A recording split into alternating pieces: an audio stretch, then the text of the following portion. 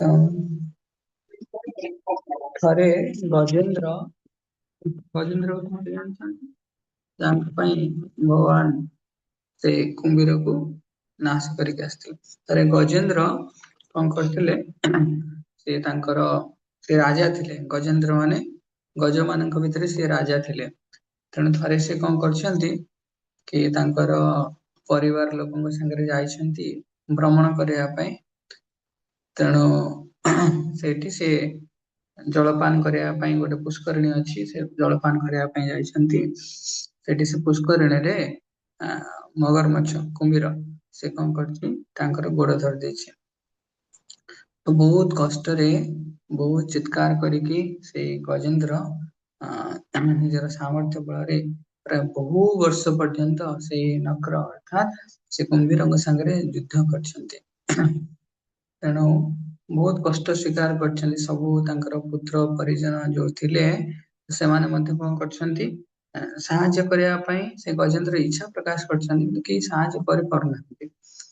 ଆଉ ବିଶେଷ କରିକି ବହୁ ସାମର୍ଥ୍ୟର ଅଧିକାରୀ ଗଜେନ୍ଦ୍ର ଥିଲେ। ହାତୀର ବଳ ଆପଣ ଇନ୍ଦ୍ର ଗଜମାନଙ୍କ ଭିତରେ ରାଜା। ତେଣୁ ବହୁତ କଷ୍ଟ ସ୍ୱୀକାର କରିଛନ୍ତି। ତ ପ୍ରାୟ ବହୁ ବର୍ଷ ଦେବତା ମାନଙ୍କର ବହୁ ବର୍ଷ ସିଏ କଣ କରିଛନ୍ତି ସେଇ ପୁଷ୍କରିଣୀରେ ସେଇ ଯୋଉ କୁମ୍ଭୀର ସାଙ୍ଗରେ ଲଢେଇ କରିଛନ୍ତି। ଭାବନ୍ତୁ କେତେ କଷ୍ଟ ହେଇଥିବ। ତେଣୁ ଯଦି କି ଜନ୍ମ ମୃତ୍ୟୁର କଷ୍ଟରୁ ମୁକ୍ତି ପାଇବା ପାଇଁ ଚାହୁଁଛନ୍ତି, ଏଟା ଲୁପ ଭଳିଆ। ଲୁପ ମାନେ କଣ କି ଜନ୍ମ ହେଲ ପୁଣି ମଲ, ପୁଣି ଜନ୍ମ ହେଲ ପୁଣି ମଲ, ପୁଣି ଜନ୍ମ ହେଲ ମଲ, ଏମିତି। ତେଣୁ ଏ ଯୋଉ ଲୁପ ଅଛି ଏଠୁ ମୁକ୍ତି ପାଇବା ପାଇଁ ଆମକୁ କଣ କରିବାକୁ ପଡିବ? ଗଜେନ୍ଦ୍ର କଣ କଲେ କି ଯେତେବେଳେ ପୂର୍ଣ୍ଣ ରୂପରେ ଅସହାୟ ହେଇଗଲେ, ଆଉ କୌଣସି ଶରୀରରେ ଶକ୍ତିର ଗୋଟେ ବିନ୍ଦୁ ବି ରହିଲାନି, ତଳେ ସେ ବହୁତ ପୂର୍ବ ଜନ୍ମର କଥା ମନେ ପକେଇଲେ। ତ ଭଗବାନଙ୍କୁ ଡାକିଲେ। ଭଗବାନଙ୍କର ନାମ ତ ଏମିତି ମନେ ପକେଇ ପାରୁନାହାନ୍ତି, କିନ୍ତୁ ଭଗବାନ ବୋଲି ଜାଣିଥିଲେ। ହେଲା ସେ ପୂର୍ବ ଜନ୍ମରେ ଇନ୍ଦ୍ରଦ୍ୟୁମ୍ନ କରିକି ଜଣେ ଗନ୍ଧର୍ବ ଥିଲେ ବୋଧେ। ତେଣୁ ପୂର୍ବ ଡାକିଲେ ଭଗବାନଙ୍କୁ।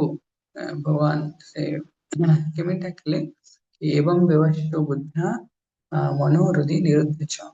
ତ ବ୍ୟବସ୍ଥିତ ବୁଦ୍ଧିଆ ମାନେ ଏ ଭଗବାନଙ୍କୁ ଯେତେବେଳେ ଡାକୁଛନ୍ତି ଗୋଟିଏ ହିଁ ଉଦ୍ଦେଶ୍ୟ ନେଇକି ଡାକୁଛନ୍ତି।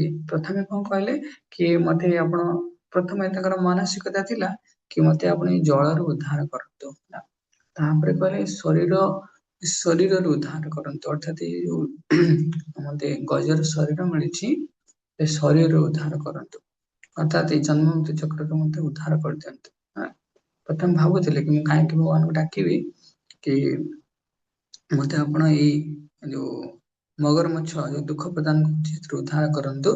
ତାପରେ ଭାବିଲେ ଏହା ବୁଦ୍ଧିମାନେ ହବନି, ମତେ ଶରୀରରୁ ଉଦ୍ଧାର ହବାର ଅଛି, ଶରୀର ଚେତନାରୁ ଉଦ୍ଧାର ହବାର ଅଛି, ମାନେ ଗଜର ଶରୀର ମିଳିବାର।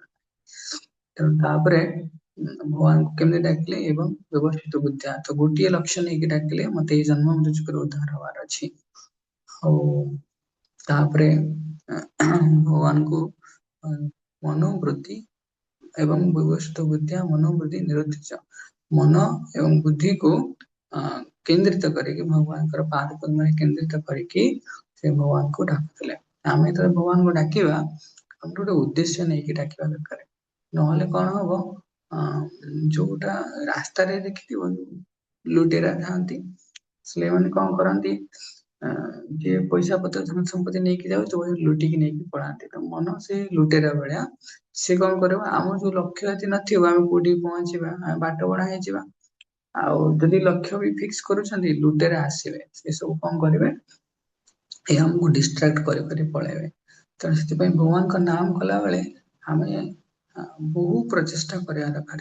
ହେଲେ ଆମକୁ ଲୁପରେ ପଡିବାର ନାହିଁ, ମନର କୌଣସି ପ୍ରସ୍ତାବ ଆଉ ଗ୍ରହଣ କରିବାର ନାହିଁ। ଆମେ ତେଣୁ ସେ ଲୁଟେରା ମାନଙ୍କଠୁ ଆମକୁ ବଞ୍ଚିକି ସାବଧାନୀ ପୂର୍ବକ ହରିନାମର ଧନ କମେଇବାକୁ ଅଛି। ଏ ମାତାଜୀ ପଢୁଥିଲେ ଆଜି, କୃଷ୍ଣ ହିଁ ଏକମାତ୍ର ଆମର ଧନ।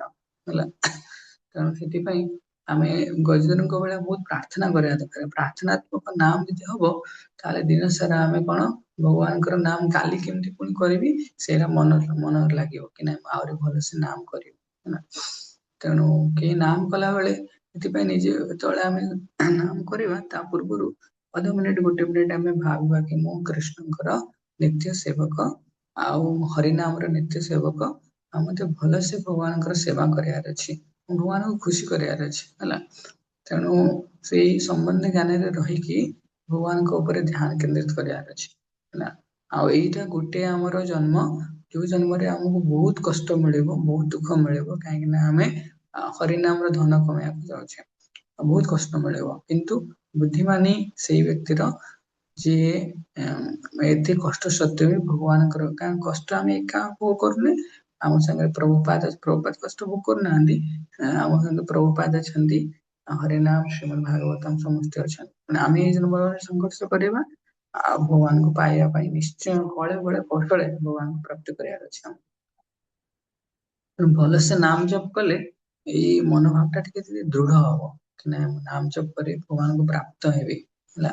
ଗୋଟିଏ ଲକ୍ଷ୍ୟ, କୌଣସି ପ୍ରକାର ମାନସିକ ଶାରୀରିକ ଯନ୍ତ୍ରଣା କୁ ଆମେ ଧ୍ୟାନ କେନ୍ଦ୍ରିତ କରିବା, ଧୀରେ ଧୀରେ ଆମେ ସ୍ଥିତି ପ୍ରାପ୍ତ ହବା। ସମସ୍ତେ ନାମ କଲା ବେଳେ କି ଶୋଇ ପଡିବନି, ଆଉ ନାମ କଲା ବେଳେ କି ଡିଷ୍ଟ୍ରାକ୍ଟ ହବନି, ଏକ ଲକ୍ଷ୍ୟ ନେଇକି ବ୍ୟବସିତ ବୁଦ୍ଧି, ଏକ ଲକ୍ଷ୍ୟ ନେଇକି ମନ ବୁଦ୍ଧି ଇନ୍ଦ୍ରିୟ ମାନଙ୍କର କୁ କେନ୍ଦ୍ରିତ କରିବା ଭଗବାନଙ୍କର ନାମ। ଠିକ ଅଛି, ଆଉ ଗୋଟେ ମାଳା କରିବା ହେଲା। ହରେ କୃଷ୍ଣ।